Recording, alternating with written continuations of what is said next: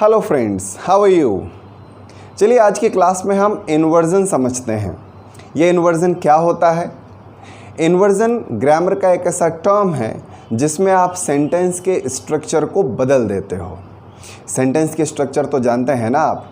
English में जब भी आप कोई सेंटेंस फॉर्म करते हैं तो शुरुआत सब्जेक्ट से होती है, बाद में हेल्पिंग वर्ब और मेन वर्ब आता है और उसका ऑब्जेक्ट इसके बाद लिखा जाता है।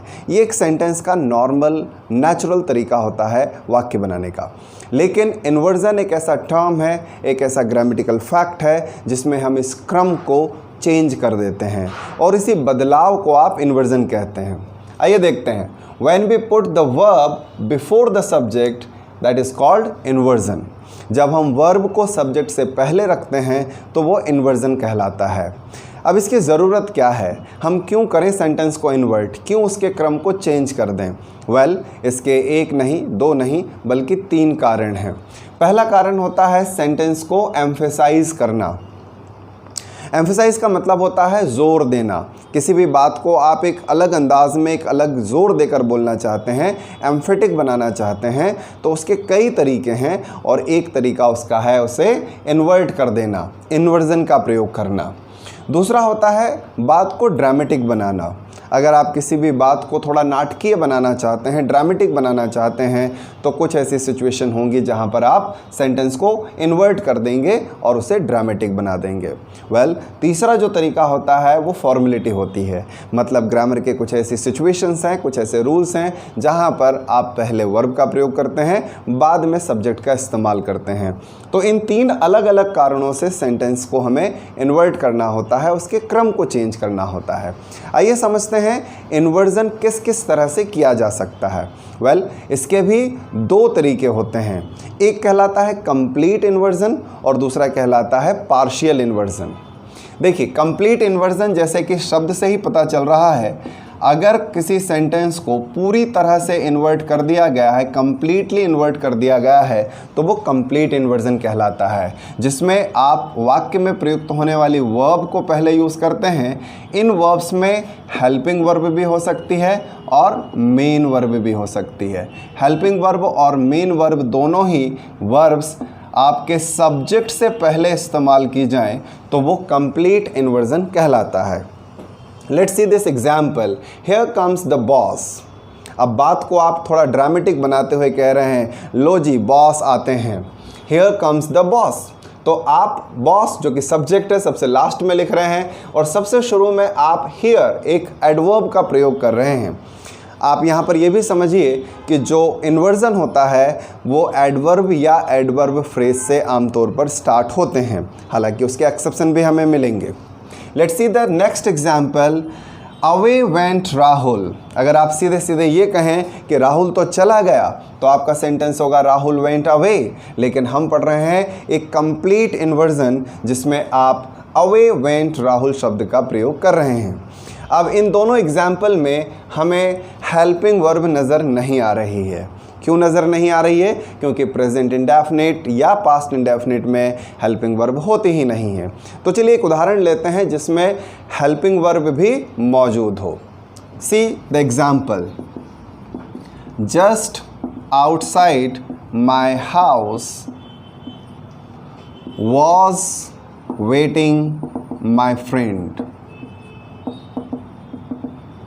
अब इस वाक्य में आप देखेंगे जस्ट आउटसाइड माई हाउस, ये एक एडवर्ब फ्रेज है। मेरा दोस्त कहाँ इंतज़ार कर रहा था?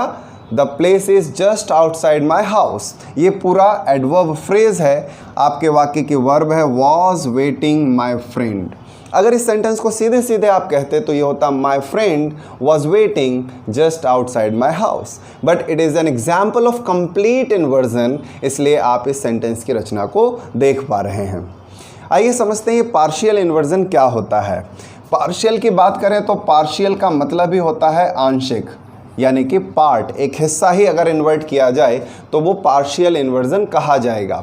पार्शियल इन्वर्जन में आप हेल्पिंग वर्ब का प्रयोग पहले करते हैं और उसके बाद सब्जेक्ट आता है और फिर मेन वर्ब का प्रयोग किया जाता है। हेल्पिंग वर्ब, फिर सब्जेक्ट, फिर main verb.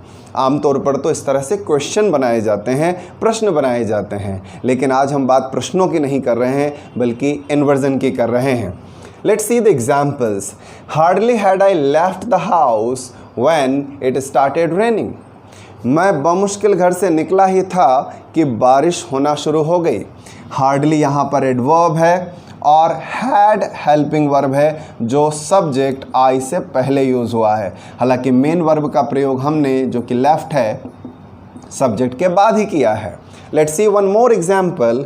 No sooner did I come than she went. No sooner यहाँ पर एडवर्ब है जो डिड हेल्पिंग वर्ब के पहले है, हेल्पिंग वर्ब के बाद सब्जेक्ट है और उसके बाद मेन वर्ब का प्रयोग किया जा रहा है। तो आज की इस क्लास में अब तक आपने समझा है कि इन्वर्जन दो तरह के होते हैं। One is complete inversion, second is partial inversion, और इसका प्रयोग हम करते हैं वाक्य को एम्फेसाइज करने के लिए, ड्रामेटिक बनाने के लिए, या सिंपली ग्रामर के रूल्स को फॉलो करने के लिए। आइए कुछ और एग्जाम्पल्स देखकर इन्वर्जन को अच्छे से समझें। आइए देखते हैं कुछ और एग्जाम्पल्स। यहाँ पर हम समझेंगे कि नीदर, नॉर और सो का इस्तेमाल होने वाले सेंटेंसेस में किस तरह से हम इन्वर्जन का प्रयोग करते हैं। Just look at the example. She wrote a letter, so did I. यहाँ पर सो डिड आई में आप देख रहे हैं कि डिड यहाँ पर पहले यूज़ हुआ है और आई का इस्तेमाल हमने इसके बाद किया है। हालांकि फुल स्टॉप लगा है जिससे पता चल रहा है कि ये क्वेश्चन नहीं है। अब यहाँ पर सो डिड आई का मतलब क्या है? यहाँ पर इसका मतलब है she wrote a letter and I also wrote a letter. मैंने भी एक लेटर लिखा है। तो सो डिड आई कहने से ये एम्फेटिक बात हो गई कि इन्होंने ये काम किया है और मैंने भी यह काम किया है। तो इस तरह से हम इसका इस्तेमाल कर रहे हैं। नेक्स्ट एग्जाम्पल देखते हैं। You did not buy a dress. आपने एक ड्रेस नहीं खरीदी है। नॉर डिड आई, और ना ही मैंने। अगर हम यहाँ पर इन्वर्जन का यूज़ ना कर रहे होते तो हम सेंटेंस बनाते you did not buy a dress nor I bought a dress, यानी कि मैंने भी वहाँ पर ड्रेस नहीं खरीदी। या फिर हम नॉर का ही इस्तेमाल नहीं करते और एक अलग ही सेंटेंस बनाते you did not buy a dress and I did not buy a dress. लेकिन हमने यहाँ पर नॉर डिड आई का प्रयोग करके सेंटेंस को एक अलग ही अंदाज में प्रस्तुत किया है। He did not go there, वह वहाँ पर नहीं गया। Neither did I, वह वहाँ पर नहीं गया और ना ही मैं गया हूँ।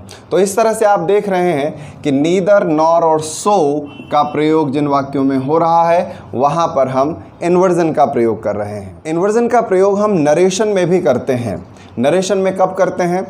नरेशन में आप जानते हैं कि सबसे पहले हम रिपोर्टिंग वर्ब का यूज़ करते हैं और बाद में इन्वर्टेड कॉमास के अंदर जो रिपोर्टेड स्पीच होती है उसका प्रयोग करते हैं। लेकिन कभी कभी ऐसा भी होता है कि हम रिपोर्टेड वर्ब, रिपोर्टेड स्पीच का प्रयोग पहले करें और रिपोर्टिंग वर्ब का बाद में करें। अब ऐसे में अगर हम नाउन के साथ सेंटेंस बना रहे हैं तो इन्वर्टेड करेंगे और वर्ब का यूज़ पहले होगा और जो आपका नाउन सब्जेक्ट है उसका इस्तेमाल बाद में होगा। You are my friend said Amit. अगर हम यहाँ पर अमित सैड कहें तो ये सेंटेंस ग्रामेटिकली भी गलत होगा और सुनने में भी अलग लगेगा। English is useful sad students. English बहुत काम की है ऐसा विद्यार्थियों ने कहा।